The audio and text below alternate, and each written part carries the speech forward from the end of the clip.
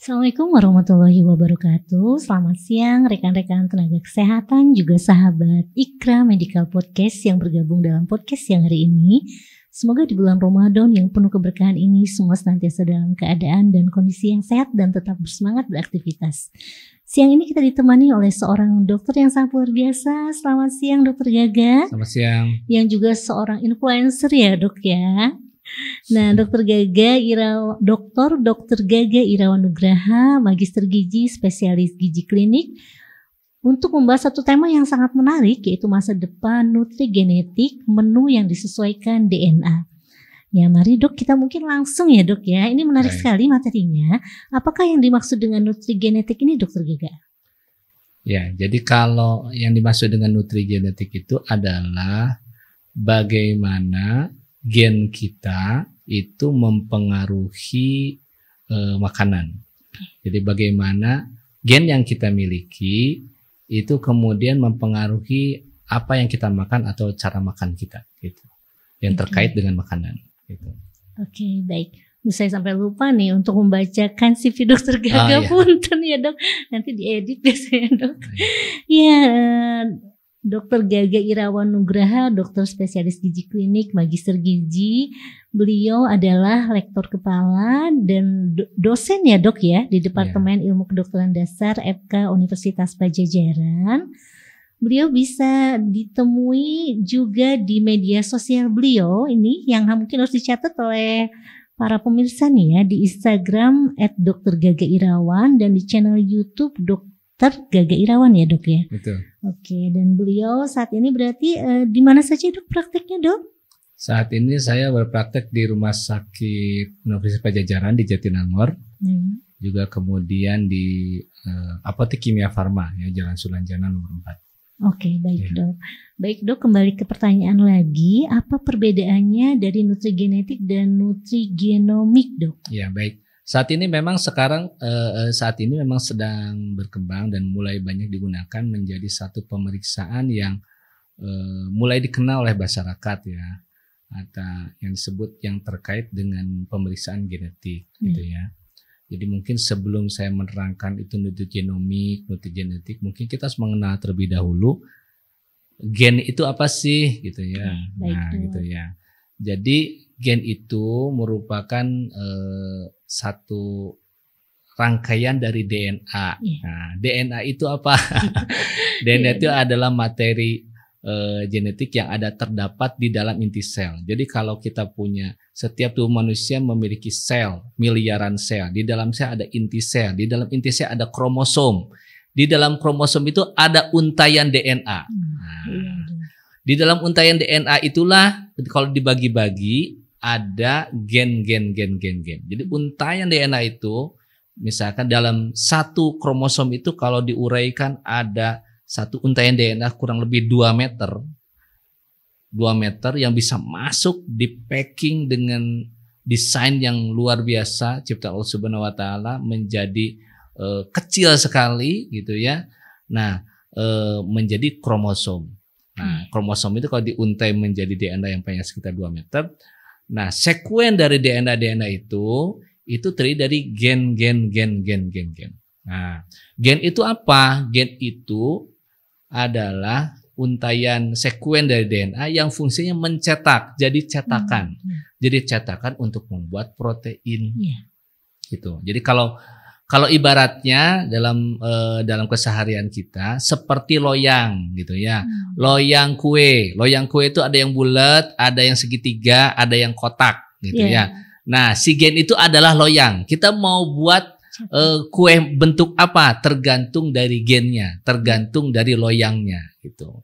Nah, apa yang dimaksud dengan genetik? Apa yang dimaksud dengan nutrigenetik atau nutrigenomik? Nah, ini kaitannya berarti ada gen ya, atau nutrigenetik dan nutrigenomik. Itu kaitannya dengan makanan, dengan diet sebetulnya.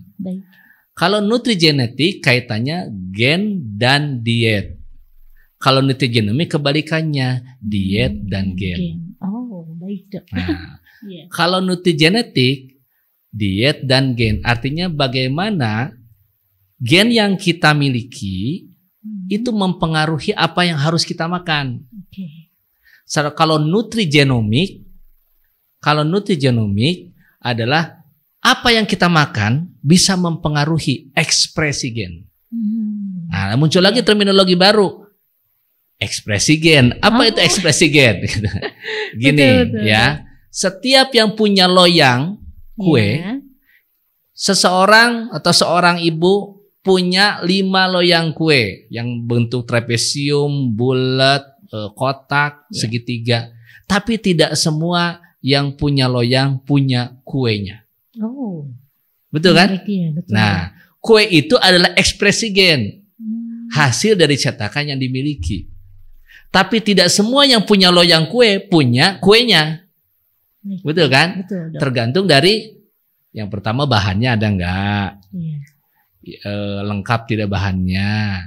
Yang kedua mau enggak buatnya gitu kan? Betul. Nah, ekspresi ini yang disebut dengan ekspresi gen. Seseorang yang memiliki bakat dari genetiknya diabetes tidak harus selalu terekspresi bahwa dia akan diabetes gitu. Tidak harus. Tidak harus. Tergantung dari yang tengahnya tadi, bahannya ada tidak. Kemudian yang buat kuenya mau buat atau tidak. Sama, orang punya genetik yang bakat ya untuk bisa diabetes, tergantung apakah dia faktor lingkungan mendukung nggak, makanannya cocok nggak, olahraga dilakukan nggak. Kalau dia bisa menjaga makanannya, kemudian olahraganya bagus, maka dia tidak akan diabetes. Jadi tidak semua yang memiliki gen itu diekspresikan. Gitu. Itu yang disebut dengan ekspresi gen. Baik. Nah, kemudian apa sih manfaatnya, Dok, dalam strategi pencegahan penyakit, Dok? Oke, ya jadi gini, kan sebenarnya yang jadi masalah itu begini sekarang. Nah, sebenarnya gini, sebelumnya secara konvensional ya, yang klasik ya. Sekarang itu pola makan gitu ya, itu ditentukan hasil penelitian epidemiologi, itu kan. Contoh misalkan bahwa secara epidemiologi kalau konsumsi garam berlebihan itu akan meningkatkan risiko hipertensi. Betul, Dok. Gitu kan? Maka kemudianlah muncul rekomendasi dari para ahli bahwa kalau seseorang ingin hipertensinya tidak terjadi, ya aman dari hipertensi, maka asupan garam tidak boleh lebih dari 2 gram misalkan sehari, itu misalkan. Nah, kalau dengan yang sekarang, dengan adanya nutrigenetik dan nutrigenomik, kita bisa lihat secara spesifik karena ternyata tidak semua orang punya hal yang sama. Iya, betul. Jadi berbagai rekomendasi kesehatan yang dikeluarkan oleh berbagai organisasi internasional ya untuk mencegah penyakit tertentu tidak berlaku untuk semua orang. Tergantung dari keadaan gennya. Apakah dia itu memiliki gen yang mendukung atau menghambat. Contoh misalkan gini ya. Contoh, penelitian secara umum epidemiologi menunjukkan bahwa minum kopi itu bisa meningkatkan risiko hipertensi. Gitu ya. Nah, kopi ini di dalam kopi itu mengandung berbagai zat, lebih dari 20 zat ya, phytochemical, di antaranya ada kafein. Nah, kafein ini dia harus di metabolisme gitu ya. Di metabolisme dalam tubuh. Makin cepat di metabolisme, makin lembut atau makin rendah dampaknya untuk merangsang terjadinya hipertensi. Ada orang-orang yang metabolisme kafeinnya lambat. Jadi berbeda tiap orang ya, Dok? Berbeda tiap orang. Ada orang yang metabolisme kafeinnya lambat sehingga dia minum kopi segelas aja tensi naik. Tapi ada yang metabolismenya cepat. Kalau belum 5 gelas nggak naik tensinya. Gitu. Iya, Dok. Ya. Nah, ini ternyata terkait karena ternyata untuk metabolisme dari kafein ini dia memerlukan enzim memerlukan enzim CYP1A2. Nah, si enzim ini ternyata diekspresikan berbeda. Gen tiap orang dari pembentuk enzim ini beda. Ada orang-orang yang memang dia lebih tahan dengan kopi karena enzimnya bekerja optimal. Jadi kalau belum 5 gelas dia nggak akan hipertensi, nggak ada pengaruh, gitu ya. Nah, tapi ada yang si enzim ini produksinya sedikit karena memang gen bawaannya demikian. Baru juga segelas udah tensinya naik, baru juga segelas perih lambungnya, baru juga segelas kemudian nggak bisa tidur, itu karena dia di metabolisme secara lambat. Nah, inilah yang dipelajari dalam nutrigenetik. Tadi kan berarti dia punya gen apa, bagaimana pengaruhnya terhadap konsumsi makanan. Oke. Nah, jadi bagaimana peran nutrigenetik ini dalam membantu pasien mencegah dan mengobati obesitas nih, Dok? Kita masuk ke obesitas. Oke. Langsung ke obesitas ya. Baik. Nah, ternyata gen-gen yang terkait obesitas itu sangat banyak. Sangat banyak, ya. Ada yang terkait dengan reserve, ada yang terkait dengan keseimbangan energi. Ada yang terkait dengan bagaimana tubuh suka atau tidak membentuk lemak tubuh. Ada yang terkait dengan tubuh bagaimana suka atau tidak membentuk ATP. Ada yang terkait dengan bagaimana tubuh membentuk kolesterol. Banyak sekali gen yang terkait dengan obesitas ini. Nah, pengetahuan tentang nutrigenomik dan nutrigenetik ini bisa melakukan satu profiling setiap orang secara detail. Tentang apa saja yang harus dilakukan agar dia tidak obesitas. Oh, bisa ya? Bisa, dengan lebih spesifik lagi. Kan pernah dengar mungkin dia, atau pasien juga bilang, saya misalkan, Dok, saya tingginya sama dia sama, si A dan si B ini tingginya sama. Kita bareng terus makannya, nggak akan jauh beda teman kos sama, tapi dia makan banyak, saya makan banyak. Saya jadi gemuk, dia mah enggak. Gitu kan? Nah, ini karena terkait dengan gennya. Ada orang yang memang bawaannya, karena gen bawaannya dia lebih hemat tubuhnya, sehingga makan sedikit pun dia bakar semua jadi ATP sebagian besar. Tapi ada yang membuat bawaannya makan sedikit aja jadi lemak, bukan jadi daging ya, jadi lemak. Ada yang lebih parah lagi akhirnya, Dok, sama menghirup udara aja jadi daging. Nah, itu betul, Dok. Nah, sehingga kemudian pengetahuan atau pemeriksaan nutrigenetik ini itu akan membuat kita memiliki profil ya seseorang, termasuk tentang bagaimana agar kita bisa mencegah obesitas lebih spesifik dan lebih personal untuk setiap orang. Oke, Dok. Jadi ternyata itu ya, Dok ya. Selama ini suka kayak gitu memang, Dok. Jadi ada yang kok kamu makannya banyak nih, badannya kecil terus gitu. Itu orang-orang yang bikin iri tuh, Dok. Iya, iya. Nah, ke depan sebetulnya jadi memang sebaiknya gini, pemeriksaan nutrigenetik ini hanya perlu dilakukan sekali. Sekali aja, Dok. Kapan, Dok? Seumur hidup tidak berubah, dari sejak lahir sampai kakek nenek tidak berubah.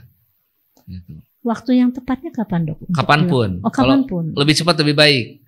Karena kalau dia ternyata memiliki contoh misalkan ya, sebagian besar hasil dari pasien-pasien yang saya periksa itu ternyata gennya itu memang sulit membentuk mensintesis vitamin D. Orang Indonesia itu begitu. Jadi kalau sekarang secara epidemiologi kan terbukti bahwa ternyata hasil penelitian di masyarakat, sebagian besar masyarakat kita kekurangan kadar vitamin D. Karena ternyata memang gennya mendukung itu. Sulit membentuk vitamin D. Berbeda dengan orang Kaukasia. Gitu misalnya. Orang Kaukasia itu gennya tidak demikian. Ya mungkin karena memang pencipta kita menginginkan untuk orang Indonesia itu karena sinar matahari banyak, kita lebih banyak kena sinar matahari. Berjemur gitu ya. Berjemur gitu. Jadi mau gosong atau mau vitamin D, tinggal pilih. Vitamin D, Dok. Kalaupun keluar kita pakai sunblock, gimana tidak vitamin D kita rendah. Padahal gen kita bawaannya memang mengharuskan kita kena sinar matahari. Kalau orang bule, Kaukasia, dia gennya beda, sehingga kemudian kena sinar matahari sedikit saja vitamin D-nya bisa terbentuk. Oke, ini menarik sekali ya, Dok. Jadi bukan hanya tentang obesitas sebetulnya. Nah, jadi pemeriksaan nutrigenetik ini memang sebaiknya dilakukan dari sejak lahir kalau bisa, sehingga kita punya profil. Kalau kita ingin punya anak yang unggul, terbebas dari berbagai penyakit, dan termasuk juga nanti olahraga yang cocok apa, itu bisa terbaca semua. Makanan yang cocoknya apa secara spesifik. Contoh misalkan ada yang bilang bahwa lemak jenuh itu akan cepat meningkatkan obesitas. Harus diganti dengan lemak tidak jenuh ganda tunggal, contohnya MUFA, misalkan omega 9 itu bagus supaya menurunkan berat badan. Atau misalkan ada lagi yang pemeriksaan hasil penelitian menunjukkan bahwa tinggi protein itu bisa lebih mudah menurunkan berat badan, gitu ya. Ternyata itu tidak berlaku untuk semua orang, karena tergantung gennya. Gitu. Jadi diet itu tidak semua orang bisa melakukan diet yang sama. Diet yang sama, okay. Ya, karena selalu ada simpangan yang berlainan dari komunitas, dan itu kita ketahui dari secara genetik. Gitu. Nah, pemeriksaan nutrigenetik ini bisa dilakukan di mana saja, Dok?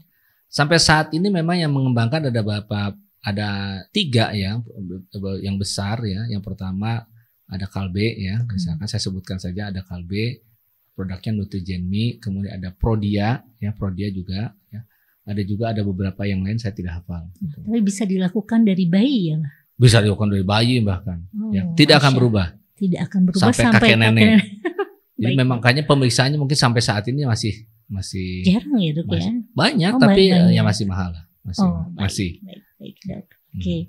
Nah, kemudian kan, Dok, memang saat ini salah satu tantangan kesehatan di masyarakat itu semakin meningkatnya kasus obesitas pada anak ya, Dok. Ya. Kira-kira itu dalam pandangan Dokter Gaga sendiri apa yang menyebabkan hal tersebut? Yang pertama adalah karena lingkungan yang obesogenik, ya. Yang pertama ada lingkungan yang obesogenik, gitu. Ya, jadi obesitas anak itu sekarang makin banyak karena lingkungan kita mendukung untuk terjadinya obesitas. Apa contohnya lingkungan obesitas? Pertama dari sisi pola makan, ya.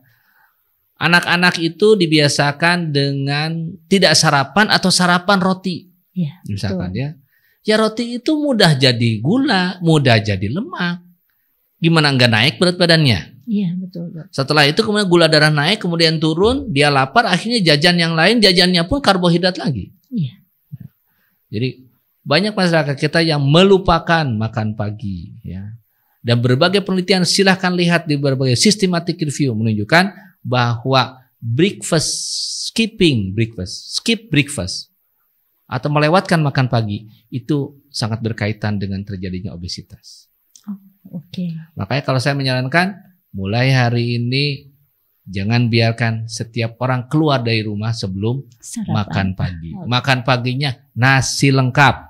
Lengkap ya, Dok. Lengkap, ya? Jangan jadi roti, jangan jadi sereal gitu ya, enggak. Nasi lengkap. Karena dengan makan nasi lengkap, selain terpenuhi semua kebutuhan nutrisi harian, apalagi anak yang sedang tumbuh, juga membuat dia kenyangnya lama. Begitu juga untuk bapak ibunya. Bapak ibunya nanti kenyangnya lama supaya nggak jajan yang lain-lain. Iya, betul, gitu ya. Dok, ya. Jadi pertama makanan. Kemudian bagaimana akses terhadap makanan begitu gampang. Coba silahkan masuk ke minimarket. Ya, isinya betul. Sekarang kalau tidak tepung terigu udah gula. Betul, Dok.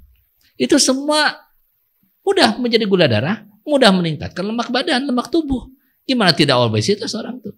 Ya. Jadi orang itu tidak punya makan pagi yang jelas.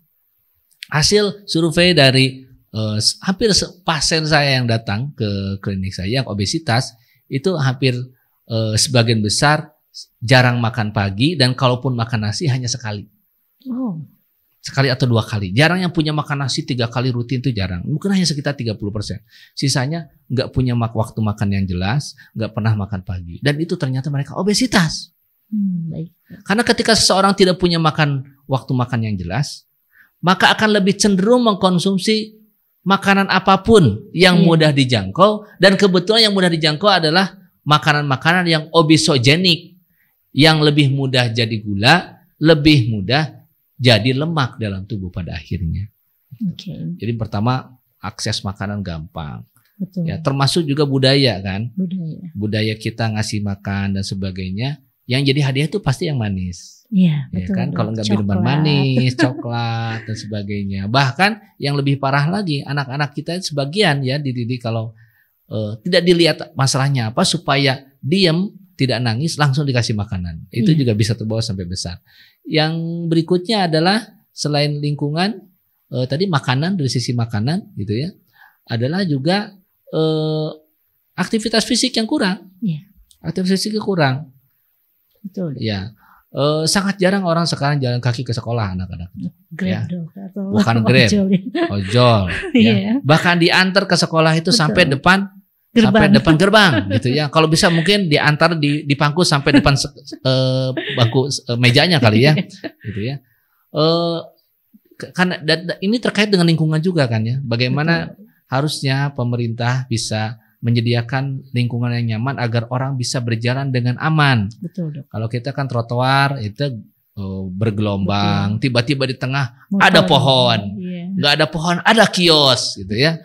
Udah gitu coba kalau kita berjalan-jalan di luar negeri, misalkan di Orchid, gitu ya, jalan di Singapura itu rata jalannya dan tidak ada itu tiba-tiba jalan itu ke bawah, semua itu landai sehingga semua orang sangat nyaman untuk jalan.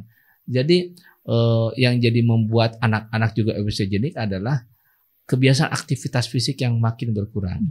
Dulu waktu saya SD atau SMP itu pelajaran olahraga saja itu bisa sampai 2 kali seminggu. 2 kali seminggu aktivitas fisiknya banyak. Betul. Sekarang hanya sekali seminggu, itu pun hanya 2 atau 3 jam, saya tidak tahu ya. Kemudian juga datang ke sekolahnya diantar gitu ya. Pakai, tidak ada yang pakai sepeda atau jalan kaki.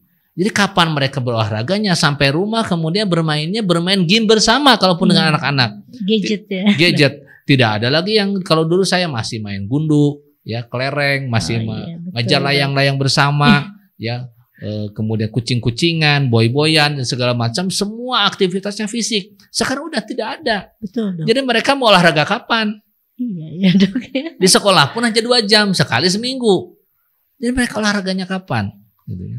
Padahal berbagai penelitian menunjukkan bahwa ternyata physical activity itu bukan hanya mencegah obesitas, tapi juga bisa juga memperkuat kepadatan tulang, merangsang anak agar bisa bertambah tinggi, dan juga sekaligus mencerdaskan.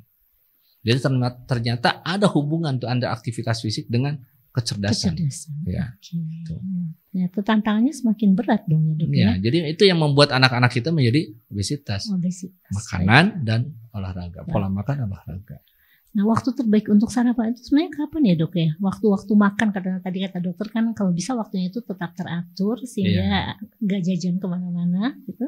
Sarapan itu dari subuh sampai jam 7 sampai jam 8 gitu ya, itu waktu sarapan. Berhenti makan di jam berapa, Dok? Berhenti makan apa? Karena kan kadang suka ada yang makan malamnya itu jam 11 malam. Oh, kalau ini makan malam. Ya.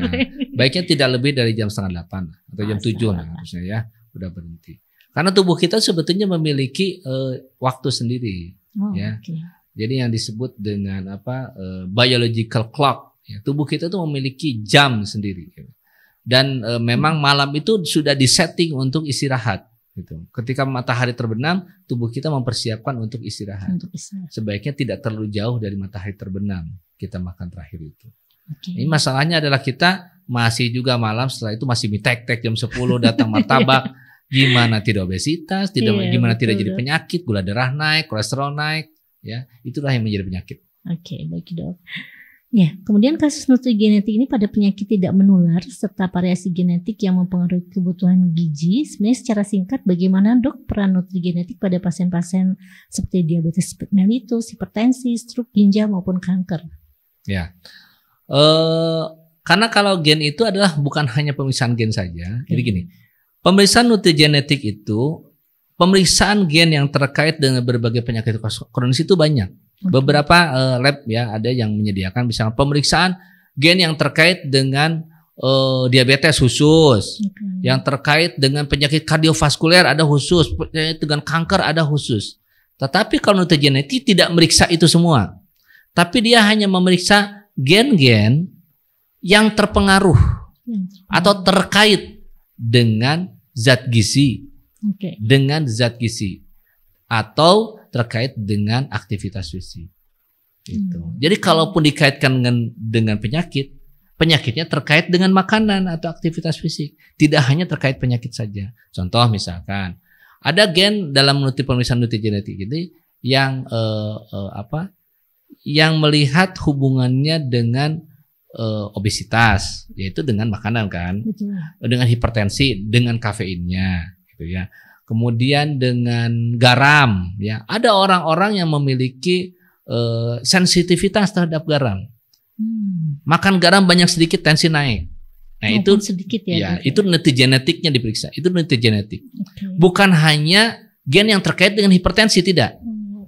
Gen itu begitu banyak yang diperiksa oleh nutrigenetik hanyalah gen-gen yang terkait dengan makanan, yang terkait dengan zat gizi, yang kemudian terkait dengan penyakit. Jadi kalau hanya terkait dengan penyakit, itu bukan di nutrigenetik. Gitu. Nah berarti kalau orang sehat sendiri apakah bisa juga tetap periksa dan melakukan diet? Siapapun. Siapapun. Ya? Karena kan begini, penyakit itu terjadi kalau sudah, kan orang disebut itu penyakit. Yang ditandai dengan ada tanda dan gejala gitu ya. Ada tandanya atau gejalanya, dia merasakan apa gitu ya, misalkan merasa pusing, sakit kepala, atau yang diperiksa oleh dokter ternyata anemia dan sebagainya. Kalau sudah terjadi tanda dan gejala sehingga kemudian disebut dengan penyakit, itu kan sebetulnya sudah tingkat lanjut. Maka pemeriksaan nutrigenetik ini bisa menjadi pemeriksaan yang sifatnya preventif, mencegah sebelum terjadinya penyakit. Sebelum terjadinya penyakit. Sebelum terjadi penyakit. Nah, ketika sudah terjadi penyakit juga tetap bisa dilakukan. Tetap bisa, karena kan dari hasil ini kita bisa lebih spesifik untuk mengatur dietnya. Dan ini akan digunakan oleh dokter gizi klinik untuk bisa. Jadi orang dengan pemeriksaan nutrigenetik itu sangat bermanfaat untuk mengatur makan secara lebih spesifik dan personal. Untuk mengatur yang terkait dengan keadaannya, baik dia sakit ataupun sehat. Dari pengalaman dokter ada tantangan-tantangan yang dihadapi nggak dok nih dalam pengembangan mungkin nutrigenetik ini di Indonesia? Nah masalahnya gini, yang jadi masalah dalam nutrigenetik ini adalah kalau pemeriksaan profil tentang genetik seseorang ya itu tidak akan berubah. Yang tidak akan berubah dari mulai bayi sampai kakek-kakek. Tapi yang jadi masalah adalah interpretasi dari hasil pemeriksaan genetik itu. Yang harus didasarkan dari hasil pemeriksaan genetik di daerah tersebut. Karena antara orang Indonesia, orang Malaysia, orang Thailand itu pasti sangat berbeda. Dengan apalagi orang Kaukasia, profil sangat berbeda. Jadi yang akan berubah dari hasil pemeriksaan nutrigenetik ini adalah interpretasi. Contoh misalkan si A pemeriksaan gen yang tadinya ya, yaitu CYP1A2 yang terkait dengan metabolisme kafein tadi. Nah itu tuh disebutkan bahwa kalau gen itu menjadi berubah, itu akan mempercepat metabolisme misalkan. Nah itu tuh tidak harus begitu hasilnya. Tergantung dari hasil pemeriksaan genetik di daerah tersebut. Makanya harus terkait dengan harus lebih banyak penelitian genetik di daerah tersebut. Semoga ini jadi masukan nih buat semua yang mendengarkan podcast kita agar tadi mulai dari memperbaiki pola makan ya dok ya, waktu makannya, jangan meninggalkan sarapan ya, karena ternyata memang mungkin di masyarakat sudah mulai pola hidup yang berubah ya dok ya saat ini. Ya, semoga juga angka obesitas juga menurun ya dok ya, dan anak-anak bisa bermain kembali, tidak hanya main gadget ya.